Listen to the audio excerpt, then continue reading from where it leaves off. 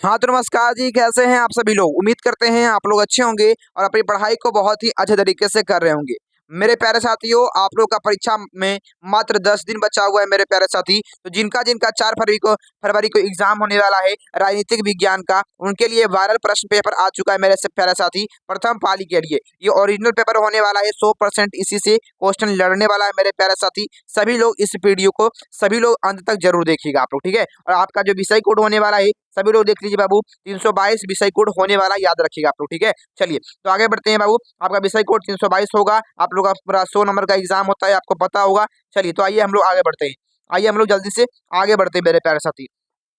सबसे पहले खंड अ में आपका रहता है वस्तुनिष्ठ प्रश्न रहता है ना। 100 प्रश्न आप लोग को दिए जाएंगे मेरे प्यारे साथी। उनमें से 50 प्रश्नों का ही आपको जवाब देना है मेरे प्यारे साथी, याद रखिए आप लोग। और 50 प्रश्न का जवाब देना है, लेकिन अभी हम लोग आपको 100 में से 100 प्रश्न का जवाब बताएंगे। जो आपको अच्छा लगेगा वही आप लोग एग्जाम में मार कर आइएगा, ठीक है। तो आइए बच्चों शुरू करते हैं। तो आइए बच्चों हम लोग जल्दी से शुरू कर देते हैं, है ना। बताइए आप लोग। तो पहला सवाल आपके सामने है कि इस समय भारत में कौन सी दल व्यवस्था मौजूद है। इस समय भारत में कैसी दल व्यवस्था मौजूद है। बहुदलीय है। ऑप्शन नंबर आपका सी बिल्कुल राइट आंसर होगा, याद रखिए आप लोग। दूसरा नंबर सवाल है 1971 में बने महागठबंधन का ध्येय क्या था मेरे प्यारे साथी, याद रखोगे आप लोग। बी नंबर ऑप्शन बिल्कुल राइट आंसर होगा, इंदिरा गांधी को हटाओ। बी नंबर ऑप्शन बिल्कुल सही हो जाएगा। अगला है आपके सामने कि किन्हें वामपंथी पार्टियों की कोटि में रखा जा सकता है। तो याद रखिए मेरे प्यारे साथी, ऑप्शन नंबर आपका सी बिल्कुल करेक्ट होने वाला है, भारतीय कम्युनिस्ट पार्टी। ऑप्शन सी बिल्कुल राइट आंसर होगा। अगला सवाल बताइएगा आप लोग, भारत की संविधान सभा का गठन किस योजना के आधार पर हुआ था। तो याद रखिएगा आप लोग, ऑप्शन नंबर आपका डी बिल्कुल करेक्ट होने वाला है, कैबिनेट मिशन आयन योजना के तहत रखा गया था, याद रखिएगा आप लोग, ठीक है। अगला सवाल आपके सामने है कि संविधान निर्वाचनी सभा में उद्देश्य प्रस्तावना किसके द्वारा प्रस्तुत किया गया था। तो उद्देश्य प्रस्तावना जो है किसके द्वारा प्रस्तुत था। ऑप्शन नंबर ए बिल्कुल राइट आंसर होगा, जवाहरलाल नेहरू के द्वारा। ए नंबर ऑप्शन बिल्कुल करेक्ट हो जाएगा। अगला है 1975 में किस आधार पर आपातकाल की घोषणा की गई थी। तो याद रखिएगा आप लोग, सी नंबर ऑप्शन बिल्कुल करेक्ट होगा, आंतरिक गड़बड़ी के कारण, याद रखिएगा आप लोग। अगला सवाल है आपके सामने।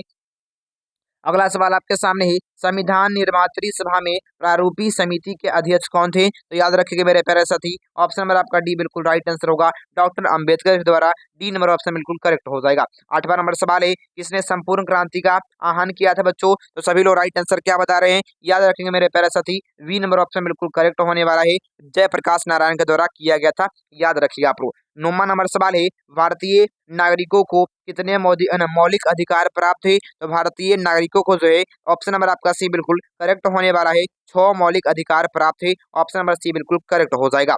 अगला सवाल आपके सामने है, सभी लोग ध्यान देंगे, अगले सवाल को सभी लोग ध्यान से सुनेंगे। अगला है आपके सामने, सभी लोग ध्यान देंगे, निम्न में से कौन मौलिक अधिकार नहीं है।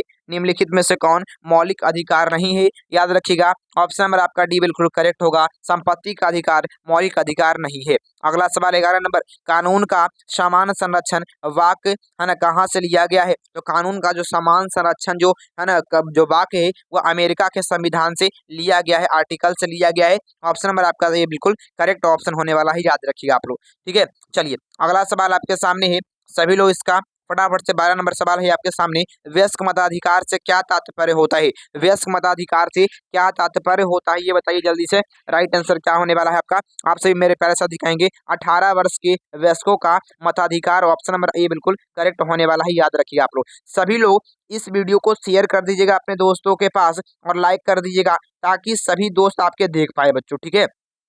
चलिए आगे बढ़ते हैं। अगला सवाल कि प्रतिनिधियों प्रतिनिधि लोकतंत्र का आधार है। प्रतिनिधि जो है लोकतंत्र का आधार है, याद रखिएगा, लोकसभा में। ऑप्शन नंबर आपका सी बिल्कुल करेक्ट होने वाला है, याद रखिएगा आप लोग।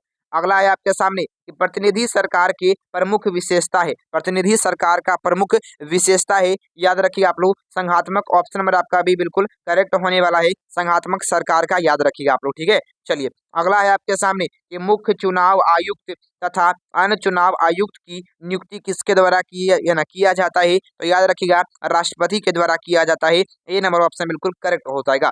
अगला है आपके सामने कि मुख्य चुनाव आयुक्त का कार्यकाल कितने समय तक होता है। तो याद रखिए आप लोग, 6 वर्ष या 60 वर्ष या 65 वर्ष की आयु तक, आयु से पहले ही। ऑप्शन नंबर आपका बी बिल्कुल करेक्ट होने वाला है, याद रखिएगा। अगला है आपके सामने भारत के प्रधानमंत्री कौन है? तो भारत की जो प्रधानमंत्री की नियुक्ति होती है, ऑप्शन नंबर आपका ए बिल्कुल राइट आंसर होने वाला है, याद रखिएगा आप लोग। अगला सवाल है 18 नंबर, भारत के संविधान के लिए अनुच्छेद के अधीन भारत के राष्ट्रपति पर महाभियोग चलाया जा सकता है, तो याद रखिएगा अनुच्छेद 61 के तहत ऑप्शन नंबर डी बिल्कुल करेक्ट होने वाला है, याद रखिएगा आप लोग। अगला है आपके सामने 19वां नंबर सवाल है कि भारत में राष्ट्रपति की स्थिति क्या होती है बच्चों? तो ब्रिटिश महारानी के समान होती है, सी नंबर ऑप्शन बिल्कुल करेक्ट होने वाला है, याद रखिएगा आप लोग। अगला है राज्यसभा की है ना सदस्य के लिए न्यूनतम आयु कितना है? तो राज्यसभा के सदस्य के लिए न्यूनतम आयु कितना होता है, याद रखिएगा आप लोग। वी नंबर ऑप्शन बिल्कुल करेक्ट होने वाला है, याद रखिएगा। 21 नंबर सवाल है भारत में उपराष्ट्रपति का निर्वाचन किया जाता है, तो भारत में उपराष्ट्रपति का जो निर्वाचन है ऑप्शन नंबर बी बिल्कुल करेक्ट होने वाला है, याद रखिएगा। उस निर्वाचन मंडल द्वारा जो राष्ट्रपति को चुनता है, याद रखिएगा आप लोग, ठीक है। चलिए अगला सवाल आपके सामने है कि राज्यसभा के कोरम के लिए निर्धारित संख्या कितनी होती है? तो याद रखिएगा आपका राइट आंसर होगा ऑप्शन नंबर ए बिल्कुल करेक्ट होने वाला है, 25 होती है, याद रखिए आप लोग। लोकसभा की अधिकतम संख्या होती है, तो लोकसभा की अधिकतम संख्या होती है, ऑप्शन नंबर आपका ए बिल्कुल राइट आंसर होगा, 552 होती है, ऑप्शन नंबर ए बिल्कुल करेक्ट होने वाला है, याद रखिएगा। अगला सवाल आपके सामने है राज्यसभा का सभापति कौन हो सकता है? तो राज्यसभा का जो सभापति होता है उपराष्ट्रपति होता है, सी नंबर ऑप्शन बिल्कुल करेक्ट होने वाला है, याद रखिएगा, ठीक है। चलिए आगे बढ़ते हैं अगले सवाल में। अगला है आपके सामने, फटाफट से बताएंगे, 73वें संविधान संशोधन द्वारा वह पंचायती राज संस्थाओं का कार्यकाल कितना था? बताइए आप लोग क्या होगा राइट आंसर आपका? तो 73वें संविधान संशोधन में पंचायती राज व्यवस्था का जो कार्यकाल है वो कितना था बच्चों? तो याद रखेंगे मेरे प्यारे साथी, 5 साल का था, ऑप्शन नंबर आपका डी बिल्कुल करेक्ट होने वाला है, याद रखिएगा। अगला है आपके सामने 73वें संविधान संशोधन द्वारा भारतीय संविधान में कौन सी अनुसूची जोड़ी गई है? बताइए आप लोग कौन सी अनुसूची जोड़ी गई है? तो याद रखिएगा मेरे प्यारे साथी, ऑप्शन नंबर आपका सी बिल्कुल करेक्ट होने वाला है, 11वीं अनुसूची जोड़ी गई है। अगला सवाल बताइएगा आप लोग, राइट आंसर क्या होने वाला है? अगला, विधानसभा का सदस्य निर्वाचित होने के लिए कितना उम्र आवश्यक है? बताइए आप लोग क्या होगा? राइट आंसर आपका हो जाएगा, कमेंट बॉक्स में बताएंगे सभी लोग, ऑप्शन नंबर सी बिल्कुल राइट आंसर होगा, याद रखिएगा आप लोग। अगला सवाल है कहता कि किसी भी राज्य की विधानसभा की अधिकतम अनुयेय सदस्य सीमा कितनी होती है? कितने सदस्य होते हैं? तो 28 का राइट आंसर क्या होगा? 28 का राइट आंसर ऑप्शन नंबर आपका सी बिल्कुल राइट आंसर होगा, याद रखिएगा। अगला सवाल आपके सामने है 29 नंबर सवाल है विधान पार्षद का सदस्य निर्वाचन होने के लिए न्यूनतम उम्र कितनी होती है? तो विधान पार्षद का जो सदस्य निर्वाचन होने के लिए जो न्यूनतम उम्र होनी चाहिए, ऑप्शन नंबर डी बिल्कुल करेक्ट होने वाला है, 30 वर्ष होनी चाहिए, याद रखिएगा। अगला सवाल है संविधान का कौन सा अनुच्छेद है ना संसद को राज्य सूची के लिए किसी विषय पर विधान बनाने की शक्ति देता है? सभी लोग जल्दी से बताएंगे, राइट आंसर आपका हो जाएगा ऑप्शन नंबर डी बिल्कुल करेक्ट होगा, 239, ठीक है, 249 ऑप्शन नंबर आपका डी बिल्कुल करेक्ट हो जाएगा। अगला है कि भारत के संविधान में पहला संविधान संशोधन किस वर्ष हुआ? तो भारत के संविधान में जो सबसे पहला संशोधन हुआ था 1951 में ही शुरू हो गया था, ऑप्शन नंबर आपका हो जाएगा ए नंबर ऑप्शन करेक्ट हो जाएगा। चलिए अगला सवाल है आपके सामने कि संवैधानिक विहन विषय पर निर्णय देने के लिए सर्वोच्च न्यायालय के कम से कम कितने न्यायाधीशों की बेंच होनी चाहिए? तो सभी लोग राइट आंसर बताएंगे, आपका राइट आंसर हो जाएगा ऑप्शन नंबर आपका डी बिल्कुल करेक्ट होने वाला है, याद रखिएगा। अगला है आपके सामने बलवंत राय मेहता समिति है ना प्रतिवेदन में पंचायती राज संस्थाओं को कितने स्तरों पर है ना करने का सुझाव दिया गया था? तो बलवंत राय मेहता कितने सूची में करवाना चाहता था? याद रखिए आप लोग त्रिस्तरीय, ऑप्शन नंबर आपका सी बिल्कुल करेक्ट होने वाला है, याद रखिएगा आप लोग। अगला सवाल आपके सामने है, सभी लोग इसका जवाब बताइएगा आप लोग क्या होगा? अगला है 34 नंबर, निम्नलिखित में से किस दल ने हिंदी हिंदी विरोधी आंदोलन का संचालन किया था? तो हिंदी विरोधी आंदोलन का जो संचालन है आप लोग याद रखिएगा, ऑप्शन नंबर आपका डी बिल्कुल राइट आंसर होगा, स्वतंत्र पार्टी के द्वारा शुरू किया गया था। अगला है 35 नंबर, बाबरी मस्जिद का विध्वंस किस वर्ष हुआ था? तो बाबरी मस्जिद का जो विध्वंस है मेरे प्यारे साथी, याद रखिएगा ऑप्शन नंबर आपका सी बिल्कुल करेक्ट होने वाला है, 1992 में हुआ था। आप लोग इसको याद रखिएगा। अगला सवाल आपके सामने है, अगला है आपके सामने, सभी लोग ध्यान देंगे कि भारत संघ में अवशिष्ट अधिकार है, बताइए आप लोग क्या होगा? तो भारत संघ में अवशिष्ट अधिकार किसको कहते हैं? याद रखिएगा आप लोग, सी नंबर ऑप्शन बिल्कुल राइट आंसर होगा, केंद्र के पास होता है, ऑप्शन नंबर सी बिल्कुल करेक्ट हो जाएगा। अगला बताइएगा आप लोग राइट आंसर क्या होगा? अगला है कि संविधान की प्रस्तावना के अनुसार भारत प्रभुता है ना संपन्न राज्य है, क्योंकि सभी लोग राइट आंसर क्या होगा? आप लोग कहेंगे कि उनका दायित्व है कि वह अंतर्राष्ट्रीय शांति व सुरक्षा के रख रखाव का ध्यान रखे, योगदान करे, ऑप्शन नंबर डी बिल्कुल करेक्ट हो जाएगा, याद रखिए आप लोग। ठीक है, चलिए अगला सवाल है, अगला है आपके सामने कि संविधान के किस संशोधन ने है ना मौलिक कर्तव्य को जोड़ा, बताइए आप लोग। तो संविधान के किस संशोधन में मौलिक कर्तव्यों को संविधान में जोड़ा गया? तो याद रखिएगा मेरे प्यारे साथी, ऑप्शन नंबर आपका सी बिल्कुल करेक्ट होने वाला है, 1976 में 42वां संविधान संशोधन में। ठीक है, अगला सवाल है, भारत है ना भारत मुख्यतः एकात्मक राज्य है, इस विचार के प्रतिपादक कौन है? तो बताइएगा आप लोग राइट आंसर क्या होने वाला है? कमेंट बॉक्स में सभी लोग लिखेंगे, ऑप्शन नंबर आपका ए बिल्कुल राइट आंसर होगा, डी वसु के द्वारा किया गया है, याद रखिए आप लोग। ठीक है, अगला है आपके संघात्मक ढांचे के लिए अपरिहित हाई लक्ष्य क्या होना चाहिए बच्चे? तो राइट आंसर क्या होना चाहिए फटाफट से बताइएगा आप लोग, ऑप्शन नंबर आपका डी बिल्कुल करेक्ट होने वाला है, याद रखिए आप लोग। चलिए अगला सवाल, अगला 41 नंबर सवाल, भारतीय संविधान में समवर्ती सूची की प्रेरणा किस देश से ली गई है? तो भारतीय संविधान में जो समवर्ती सूची है कहाँ से लिया गया है? याद रखिएगा ऑस्ट्रेलिया से लिया गया है, सी नंबर ऑप्शन बिल्कुल करेक्ट होगा, ऑस्ट्रेलिया से लिया गया है, याद रखिएगा आप लोग। चलिए 42वां नंबर सवाल है, निम्न में से कौन समवर्ती सूची का विषय है? समवर्ती सूची का विषय कौन होगा? याद रखिएगा सी नंबर ऑप्शन जीएल हो जाएगा, बिल्कुल राइट आंसर। अगला है, भारत में लोकतांत्रिक विकेंद्रीकरण का सुझाव किस समिति ने दिया? तो भारत में लोकतांत्रिक विकेंद्रीकरण का जो सुझाव है किसके द्वारा? ऑप्शन नंबर आपका बी बिल्कुल राइट आंसर होगा, बलवंत राय मेहता समिति के द्वारा, याद रखिएगा आप लोग। अगला बताएंगे आप लोग, 73वें संविधान संशोधन द्वारा 11वीं अनुसूची में पंचायती राज संस्थाओं को कितने कार्य सौंप दिए गए? तो याद रखिएगा मेरे प्यारे साथी, ऑप्शन नंबर आपका डी बिल्कुल करेक्ट होगा, 29, याद रखिए आप लोग। अगला है, संविधान संशोधन की प्रक्रिया का वर्णन किया गया है। तो संविधान संशोधन की जो प्रक्रिया का जो वर्णन है, ऑप्शन नंबर आपका बी बिल्कुल करेक्ट होने वाला है, अनुच्छेद 368 में किया गया है। अगला सवाल बताइएगा आप लोग, अगले सवाल का राइट आंसर क्या होगा? कथा कि केशवानंद है ना नंद भारतीय भारतीय विवाह में सर्वोच्च न्यायालय ने किस विषय पर निर्णय दिया था? बताइए आप लोग राइट आंसर क्या होगा? आप सभी मेरे प्यारे साथी कहेंगे, ऑप्शन नंबर आपका ए बिल्कुल करेक्ट होने वाला है, याद रखिएगा। अगला आपके सामने है कि ऑन लिबर्टी पुस्तक के लेखक कौन है? तो ऑन लिबर्टी पुस्तक के लेखक कौन है? आप सभी लोग याद रखेंगे, ऑप्शन नंबर आपका ए होगा, जे S mill, option number A बिल्कुल करेक्ट हो जाएगा।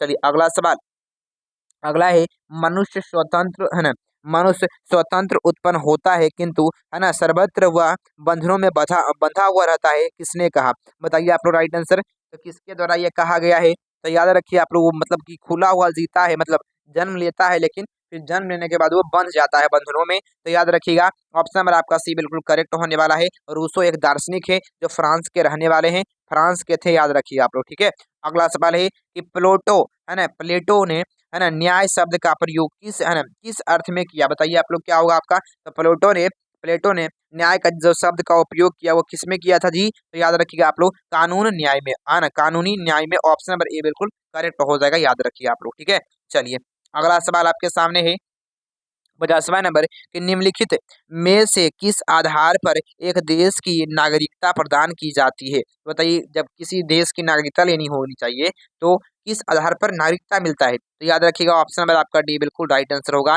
निश्चित निवास के लिए, जन्म के लिए, सरकारी सेवा के लिए, इसी आधार पर मिलता है क्या? तो याद रखिएगा नागरिकता प्रदान किया जाता है, याद रखिएगा आप लोग। भारतीय नागरिकता अधिनियम कब पारित किया गया? तो भारतीय नागरिकता जो अधिनियम है, याद रखिएगा ऑप्शन नंबर आपका सी बिल्कुल करेक्ट होने वाला है, 1955 में लागू किया गया, याद रखिएगा आप लोग। अगला है, विश्व अहिंसा दिवस किस तिथि को मनाया जाता है? विश्व अहिंसा दिवस किस तिथि को मनाया जाता है? याद रखिएगा 2 अक्टूबर को मनाया जाता है, सी नंबर ऑप्शन बिल्कुल करेक्ट हो जाएगा। अगला है आपके सामने, सभी लोग इसका ध्यान देंगे बच्चों, अगला है कि 2003 के है ना 92 92वें संशोधन ने भारतीय संविधान की 8वीं अनुसूची में कौन सी भाषा जोड़ी थी? तो कौन सी भाषा जोड़ी गई थी, है ना, 2003 में 92वां संशोधन में बच्चों? तो राइट आंसर क्या होगा आपका? याद रखिएगा, डोगरी भाषा को। ए नंबर ऑप्शन बिल्कुल करेक्ट हो जाएगा। अगला है, भारत में हरित क्रांति के जनक कौन है? तो भारत में हरित क्रांति के जनक हैं, ऑप्शन नंबर आपका ए होगा M S Swaminathan. Option number आपका ए बिल्कुल करेक्ट हो जाएगा।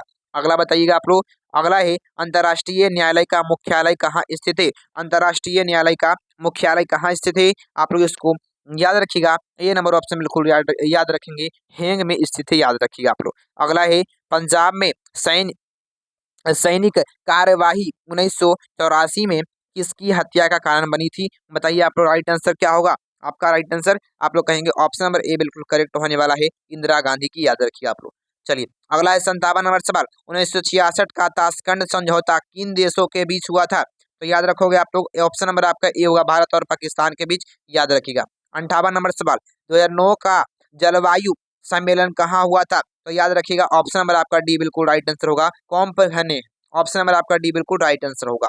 अगला सवाल है, सुरक्षा परिषद के लिए कितने सदस्यों को निषेधाधिकार प्राप्त है? तो याद रखिएगा आप लोग, ऑप्शन नंबर आपका ए बिल्कुल करेक्ट होगा, 15। ऑप्शन नंबर आपका 15 सदस्यों को याद रखिएगा आप लोग, ठीक है।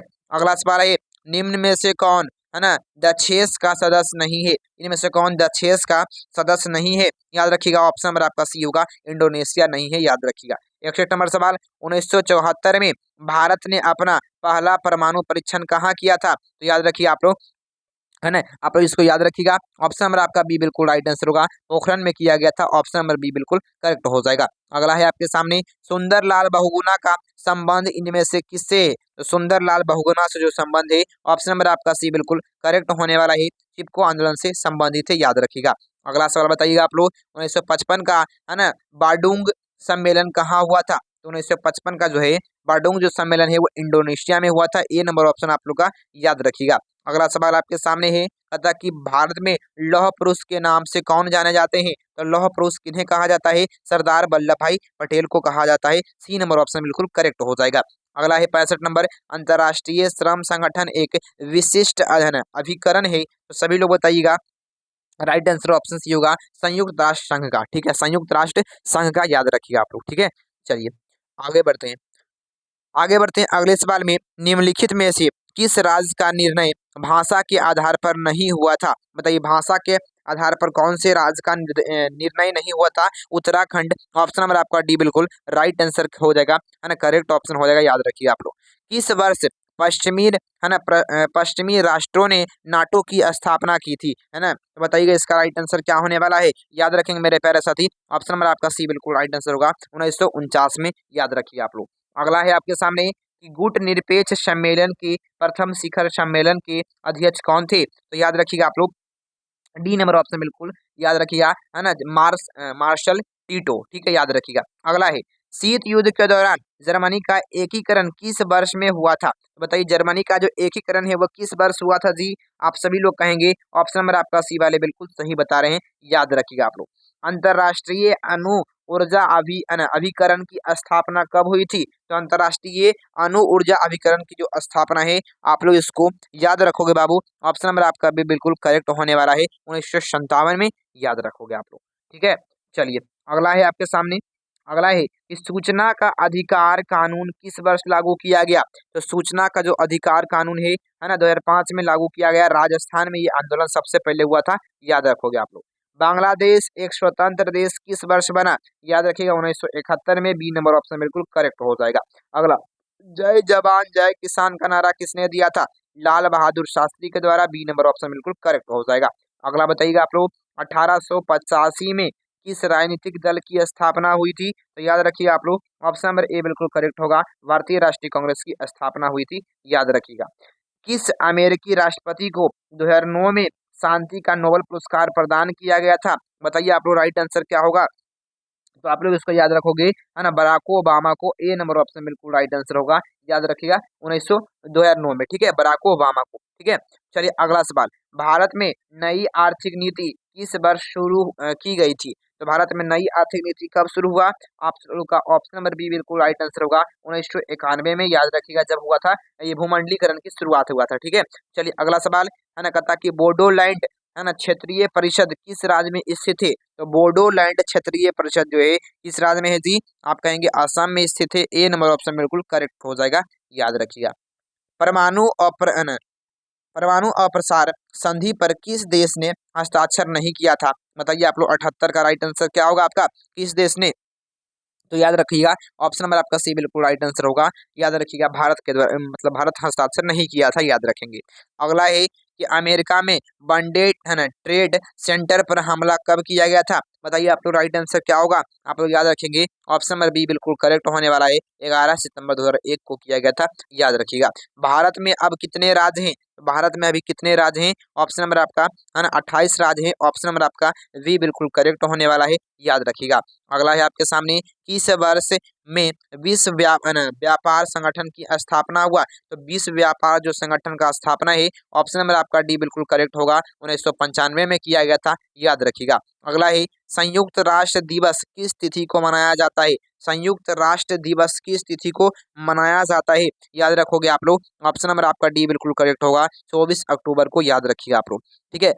सिंधु जल संधि भारत और निम्न में से किस देश के बीच हुआ था? तो सिंधु जल जो संधि है, समझौता जो है, वो कहाँ हुआ था बच्चों? किसके बीच हुआ था? भारत और किसके बीच हुआ था? तो याद रखिएगा, पाकिस्तान के बीच, ऑप्शन नंबर ए बिल्कुल करेक्ट हो जाएगा, याद रखिए आप लोग। अगला है आपका, बर्लिन की दीवार कब बनाई गई थी? बर्लिन की दीवार जो है कब बनाई गई थी? तो आप लोग इसको याद रखोगे, बी नंबर ऑप्शन बिल्कुल राइट आंसर होगा, 1961 में, याद रखिएगा। क्योटा संधि कब हस्ताक्षरित किया हुआ था? बताइए आप लोग, तो क्योटा संधि में हस्ताक्षर कब हुआ बच्चों? याद रखिएगा आप लोग, वी नंबर ऑप्शन बिल्कुल राइट आंसर होगा, 1957 में, याद रखिए आप लोग। वैश्वीकरण किस विचारधारा पर आधारित है? तो वैश्वीकरण जो है, याद रखोगे आप लोग, उदारवादी, ऑप्शन नंबर सी बिल्कुल करेक्ट हो जाएगा। अगला है आपके सामने, मनरेगा, मनरेगा कार्यक्रम की शुरुआत किसके द्वारा की गई थी? तो मनरेगा कार्यक्रम की जो शुरुआत है, मनमोहन सिंह के द्वारा किया गया था, याद रखिएगा आप लोग। अगला सवाल है, भारत में प्रतिबद्ध नौकरशाही के विचार का समर्थन किसने किया था? तो याद रखिए आप लोग, नौकरशाही का जो विचार का जो समर्थन है, इंदिरा गांधी के द्वारा किया गया था, डी नंबर ऑप्शन बिल्कुल करेक्ट हो जाएगा। अगला है, सौराष्ट्र क्षेत्र किस राज्य में आता है? सौराष्ट्र क्षेत्र जो है, आप लोग याद रखिएगा, गुजरात में आता है, ऑप्शन नंबर बी बिल्कुल करेक्ट हो जाएगा। अगला है आपके सामने, उल्फा, है ना, उल्फा किस देश का एक आतंकवादी संगठन है? तो उल्फा जो है, याद रखोगे आप लोग, ऑप्शन नंबर आपका ऑप्शन नंबर आपका बी बिल्कुल राइट आंसर हो जाएगा, याद रखिए आप लोग। अगला है, महिलाओं को सार्वजनिक क्षेत्र में काम करने का अधिकार नहीं है, किसने कहा? तो बताइए आप लोग, राइट आंसर किसने कहा था? आप कहेंगे अरस्तु के द्वारा कहा गया, बी नंबर ऑप्शन बिल्कुल करेक्ट हो जाएगा। अगला बताइएगा आप लोग, राइट आंसर क्या होगा? अगला सवाल आपके सामने है, जल्दी से सभी लोग बताएंगे, राइट आंसर क्या हो जाएगा आपका, जल्दी बताइएगा जी, राइट आंसर आपका क्या हो जाएगा जी, फटाफट से बताइए आप लोग, राइट आंसर क्या होगा, तो याद रखिएगा। अगला है, अगला सवाल आपके सामने है, भाखड़ा नागल बांध किस नदी पर अवस्थित है? तो भाखड़ा नागल बांध किस नदी पर स्थित है? आप लोग इसको याद रखिएगा, सी नंबर ऑप्शन बिल्कुल करेक्ट होगा, सतलज नदी पर स्थित है। अगला है, विश्व महिला दिवस कब मनाया जाता है? तो विश्व महिला दिवस जो है, बी नंबर ऑप्शन बिल्कुल करेक्ट हो जाएगा, 8 मार्च को मनाया जाता है, बी नंबर ऑप्शन बिल्कुल राइट आंसर होगा, याद रखिएगा आप लोग, ठीक है। चलिए अगला सवाल है, 94 नंबर सवाल आपके सामने है ना, कि इनमें से किसने खुले द्वार की नीति अपनाई? तो खुले द्वार की नीति किसने अपनाई? तो आप लोग याद रखिएगा, चीन के द्वारा अपनाई गया था, ऑप्शन नंबर आपका ए बिल्कुल राइट आंसर होगा, याद रखिए आप लोग। अगला है 95 नंबर, वर्साई की संधि को सबसे पहले किस देश ने छोड़ा? तो वर्साई की संधि को सबसे पहले किस देश के द्वारा छोड़ा गया? तो सभी लोग बताओगे बाबू, राइट आंसर क्या होगा आपका? आप सभी लोग का बिल्कुल राइट आंसर आ रहा है, ऑप्शन आपका बी बिल्कुल राइट आंसर होगा, यूगोस्लाविया के द्वारा सबसे पहले छोड़ा गया था। अगला है, यूरोपीय संघ की स्थापना कब हुई थी? तो यूरोपीय संघ की जो स्थापना है, याद रखिएगा, बी नंबर ऑप्शन बिल्कुल करेक्ट होगा, 1992 में हुआ था, याद रखिएगा आप लोग, है ना। चोपटा समझौता किस वर्ष हस्ताक्षर हुआ? तो याद रखिएगा बाबू, सोप्टा समझौता पर जो हस्ताक्षर है 2004 में हुआ था। याद रखिएगा आप लोग, ए नंबर ऑप्शन बिल्कुल करेक्ट होने वाला है, याद रखिएगा। अगला सवाल आपके सामने है, सभी लोग इस सवाल का राइट आंसर बताइएगा बाबू, क्या हो जाएगा राइट आंसर, जी जल्दी बताइएगा। अगला है आपके सामने, है ना, अगला आपके सामने है, सभी लोग बताएंगे आप लोग, 1972 का है ना शिमला समझौता किन दो देशों के बीच हुआ था। तो शिमला जो समझौता हुआ था किन दो देशों के बीच हुआ बाबू, सभी लोग बताओगे आप लोग। ऑप्शन नंबर आपका बी होगा, भारत और पाकिस्तान के बीच हुआ था, बी नंबर ऑप्शन करेक्ट होगा। दक्षेस का मुख्यालय कहाँ है, दक्षेस का मुख्यालय कहाँ है, डी नंबर ऑप्शन काठमांडू में है, याद रखिए आप लोग। 16 नंबर प्रश्न, संयुक्त राष्ट्र संघ की स्थापना कब हुई। तो संयुक्त राष्ट्र संघ की स्थापना 1945 में किया गया था, बी नंबर ऑप्शन बिल्कुल करेक्ट हो जाएगा, याद रखिए आप लोग, ठीक है। चलिए तो आगे बढ़ते हैं बच्चों, तो आपका प्रश्न ये खत्म हो चुका है। ये जो आप लोग का 111 नंबर जो मॉडल ये था आप लोग का जो सेट था बच्चों, या यही आप लोग के परीक्षा में पूछे जाने वाला है बच्चों। सभी लोग इसको अंत तक देख लिए होंगे तो बहुत अच्छी बात है, और अपने दोस्तों के पास भी इस वीडियो को शेयर कर दीजिएगा ताकि वो भी देख पाए, ताकि वो भी है ना 100 में से 100 ऑब्जेक्टिव प्रश्न को याद कर ले बच्चों, ठीक है। और सभी लोग को, और जिनको जिनको इसका पीडीएफ चाहिए होगा, जिनको जिनको इन प्रश्नों का पीडीएफ चाहिए होगा आंसर के साथ बच्चों, आंसर भी देंगे ताकि आप लोग याद भी कर सके, ठीक है। तो आप लोग याद रखिएगा 81 025 82 657, इस नंबर को नोट कर लीजिए, व्हाट्सअप कर लीजिएगा, ग्रुप में जोड़ दीजिए, गुरुजी हमको पीडीएफ चाहिए जो आज हम पढ़ाए हैं, जो आप पढ़ाए हैं तो आपको प्रदान किया जाएगा इसमें, ठीक है। सभी लोग को धन्यवाद, आप लोग अच्छी तरीके से पढ़ते रहिए, थैंक यू बच्चों।